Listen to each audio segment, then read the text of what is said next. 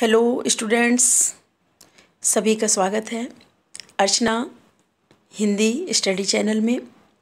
आज हम फिर लेकर के आए हैं पर्वत प्रदेश में पावस की शेष पंक्तियाँ। देखिए बेटा, इससे पहले के वीडियो में हमने आपको बताया था कि सुमित्रानंदन पंत जी की जो रचना है पर्वत प्रदेश में पावस, उसमें उन्होंने पर्वत प्रदेश में वर्षा ऋतु का तथा उसके साथ साथ झरनों का बड़ा ही सुंदर वर्णन किया हुआ है। और पर्वत के हृदय में उगने वाले जो पौधे हैं, उस छोटे से पौधे की क्या आकांक्षा है, क्या इच्छा है, इसका उन्होंने क्या वर्णन किया हुआ है, इस पर चर्चा हुई थी। अब देखिए, क्योंकि पर्वत प्रदेश में वर्षा ऋतु का आगमन हो चुका है, तो हर पल वहाँ के प्राकृतिक वातावरण में मतलब परिवर्तन हो रहा है। तो उसके आगे की कुछ पंक्तियां हैं, दो पंक्तियां थी। देखिए, उड़ गया अचानक लो भूधर फड़का अपार पारद के पर। तो यहाँ पर इसका तात्पर्य है कि देखते हैं कि मतलब बड़े ही क्षण भर में मौसम जो परिवर्तित हो रहा है, तो आकाश में बादल उड़ने लगे हैं और ऐसा लग रहा है उन उड़ते हुए बादलों को, भूधर माने होता है पर्वत को धारण करने वाला, अर्थात पर्वत, ऐसा लग रहा है उन बादलों को देख करके जैसे आकाश में पर्वत उड़ते चले जा रहे हों। आप लोगों ने भी वर्षा के मौसम में देखा होगा, जब आकाश में बादल उड़ते हैं, बहुत ही नीचे दिखाई देते हैं वर्षा ऋतु में बादल, और ऐसा लगता है उन बादलों को देखकर जैसे आकाश से पर्वत, आकाश में पर्वत जो हैं वह उड़ रहे हों। फड़का अपार पारद के पर, यहाँ पर जो है ये पारद एक पक्षी है।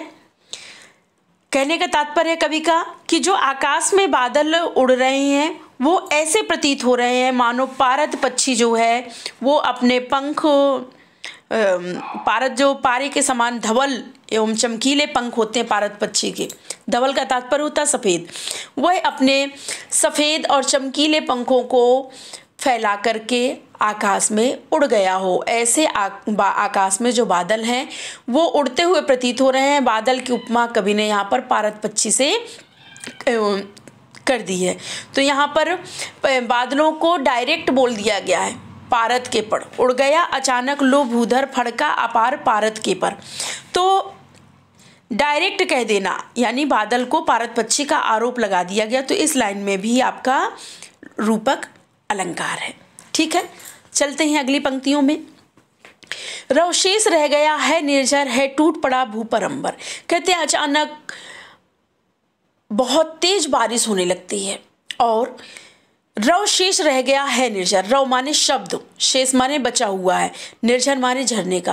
कहते हैं सब कुछ अदृश्य हो जाता है, धुंध सी छा जाती है, केवल शब्द सुनाई दे रहे हैं और कुछ भी सुनाई नहीं दे रहा है टूट पड़ा भू पर अंबर। और कहते हैं इतनी तेज बारिश होने लगती है मानो ऐसा लग रहा है कि जैसे आज अंबर माने आकाश और भू माने पृथ्वी, आज पृथ्वी पर आकाश टूट पड़ा हो, चारों तरफ धुंध छा जाती है, कुछ भी स्पष्ट दिखाई नहीं दे रहा है।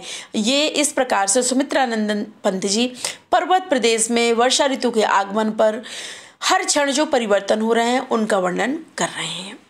धस गया धरा में सबे शाल उठ रहा धुआं जल गया ताल।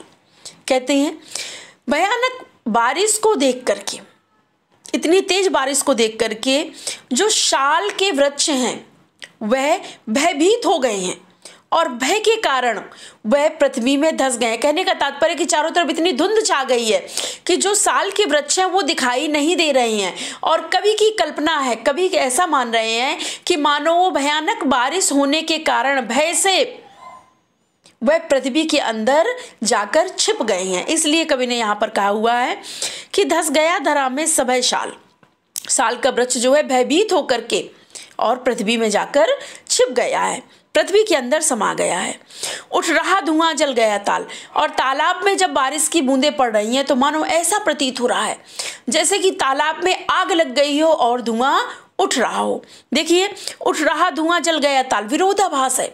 पानी में आग का लग जाना अतिशयोक्ति भी है, जल में आग का लगना अतिशयोक्ति भी है, और विरोधाभास भी है। उठ रहा धुआं जल गया ताल, बारिश की बूंदें इस प्रकार से पानी में तालाब के जल में पड़ रही हैं और उछलकर फिर वो ऊपर आ रही हैं, मानो ऐसा लग रहा है जैसे कि तालाब में आग लग गई हो और धुआं उठ रहा हो। इसलिए यहाँ पर कि पानी में आग का लगना असंभव है, इसलिए यहाँ पर अतिशयोक्ति भी है और विरोधाभास भी है। यूं जलदयान में विचर विचर था इंद्र खेलता इंद्रजाल। कवि कह रहे हैं सुमित्रानंदन पंत जी कि इस प्रकार से जलदयान यानी जल रूपी विमान में विचर विचर माने घूम घूम कर, इंद्र देवता, चूंकि बारिश के देवता, वर्षा के देवता इंद्र माने जाते हैं, इसलिए यहाँ पर इंद्र का जिक्र किया गया है।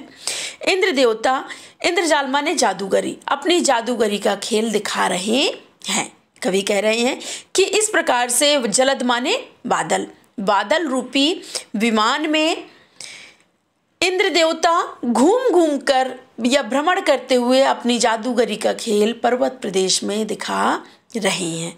सरल साहित्यिक भाषा है, अलंकारों का बड़ा ही सुंदर प्रयोग किया गया है और प्राकृतिक सौंदर्य का वर्णन किया गया है। ठीक है, सुमित्रानंदन पंत जी चूँकि प्रकृति के सुकुमार कवि माने गए हैं, तो यहाँ पर प्रकृति सौंदर्य के वर्णन को उन्होंने बड़ा ही मनमोहक दिया हुआ है।